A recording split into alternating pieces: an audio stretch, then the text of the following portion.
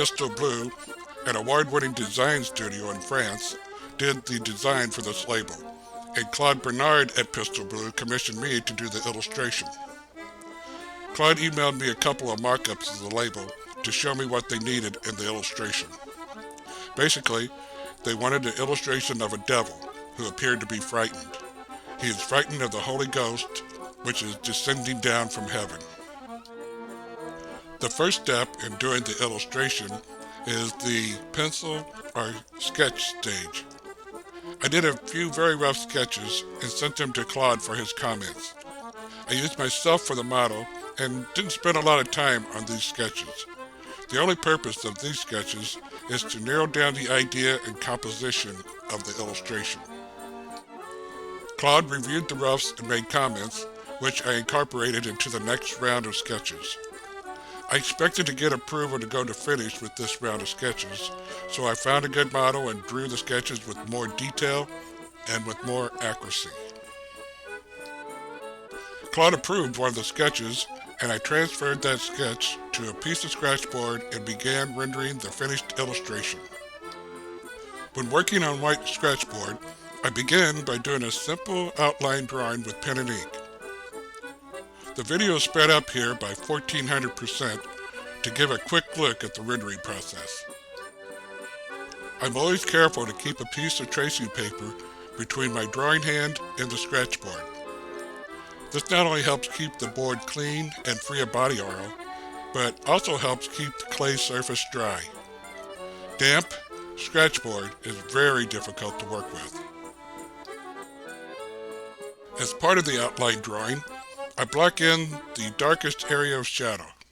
That is, any area that will be 50% gray or darker is filled in with solid black. Small areas of black can be filled in with an ink pen.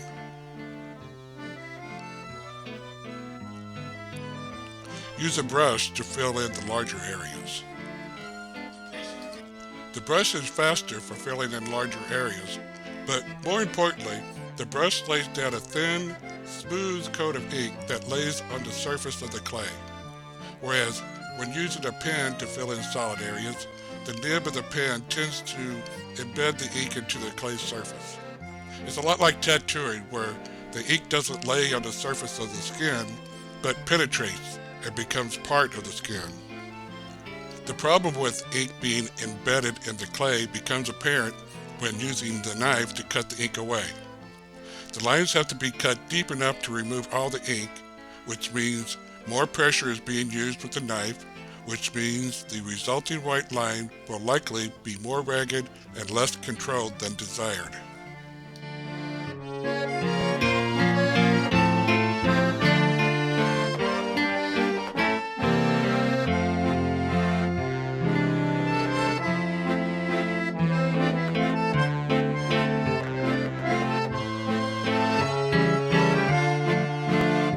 Here is the completed outline stage.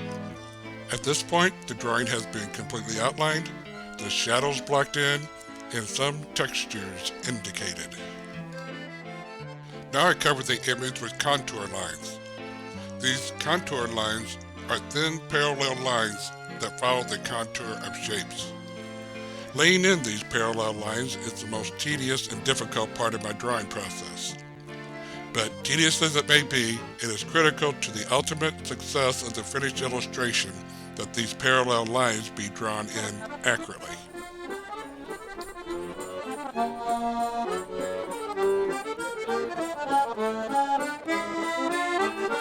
Here's the drawing with the contour lines drawn in. The drawing at this stage has an overall tonal value of roughly 30%. Notice that some of the highlight areas have been left white, and some of the textures, such as in the wings, have been roughed in. Now for the fun part, the shading stage. The shading stage is where things start to take shape and come alive. As the drawing is now, I have an outlined figure with an overall tone of about 30% laid in. Now I need to add darker and lighter tones. Darker tones are made by making the contour lines thicker, while lighter tones are made by cutting away the contour lines.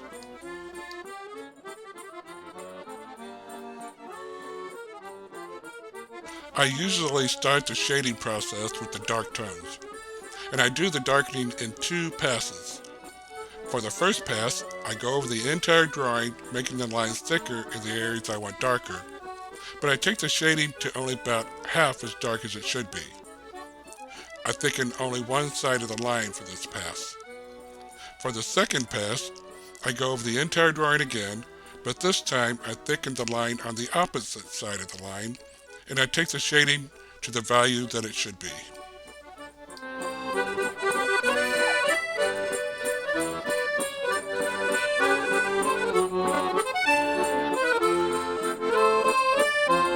Thickening the lines on both sides is important for a couple of reasons. For one, making the lines thicken evenly on both sides gives the lines a balanced look. The second reason is that two passes gives me a chance to clean up and even out the spacing between the parallel lines.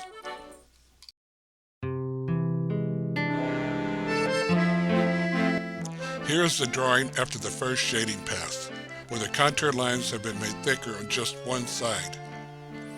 As you can see, the drawing is already starting to take shape. Now I tweak some details with the pen, and then cut some white lines with the Scratchboard knife.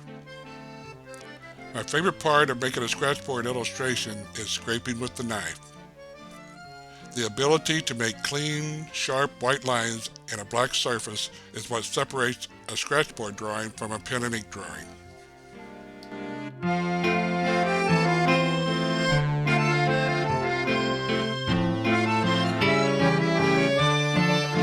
Now I make the second pass of shading. Notice that the contour lines of the arm have already been made thicker on one side. Now I'm making them thicker on the opposite side. Yeah, I know, this looks like a waste of time, but believe me, it makes for a much better drawing.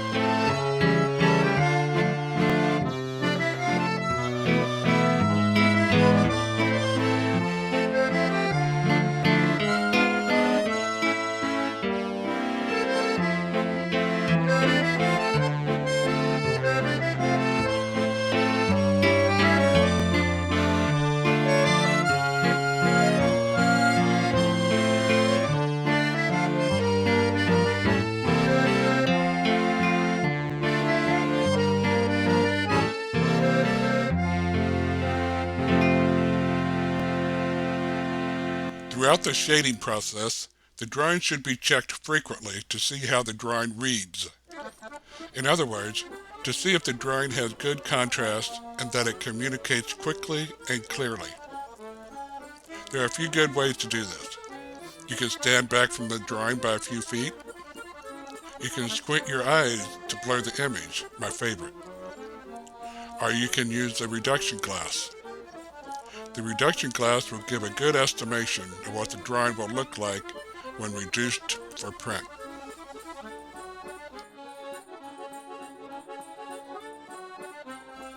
Here is the finished illustration.